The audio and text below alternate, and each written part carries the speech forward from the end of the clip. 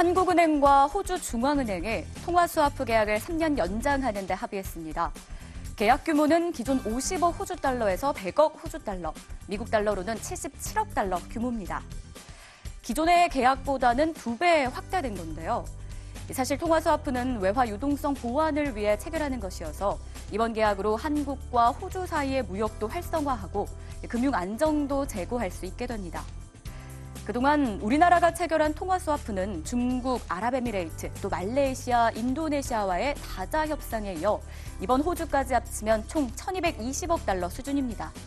그리고 우리나라 외환 보유액은 지난달 말 기준으로 3,740억 4천만 달러, 세계 8위 수준으로 확인됐습니다.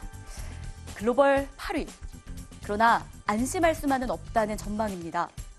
일본 정부는 지난달 부산 일본 총영사관합 위안부 소녀상 설치에 반발해 한일 통화스와프 협상을 전면 중단하겠다고 선언했죠.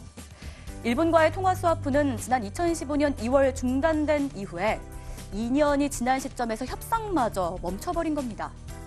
또 중국과의 통화스와프 규모는 현재 560억 달러, 우리나라 통화스와프의 절반에 육박하는 규모인데요. 오는 10월에 만료를 앞두고 있습니다.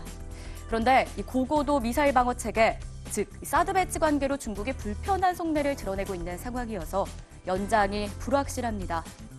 즉 일본과의 협상도 재개되지 않고 중국과의 계약 연장도 불발되면 우리나라 통화스와프 규모는 1,220억 달러에서 660억 달러로 줄어들게 됩니다. 지금 가장 큰 불안 요인은 트럼프 정부의 불확실성입니다. 트럼프 정부는 보호무역주의 강화와 미국 기준금리 인상이 맞물리면 대외 개방도가 높은 우리나라 입장에선 외환 유출 등 부작용이 뒤따를 수도 있기 때문입니다. 불안감이 엄습해오는 우리 경제. 위험에 대비하기 위해 통화스와프를 확대할 수 있도록 외교 문제를 해소하고 금융시장의 안전판도 강화하는 정부의 노력이 필요한 시점으로 보입니다. 지금까지 TV로 보는 카드뉴스였습니다.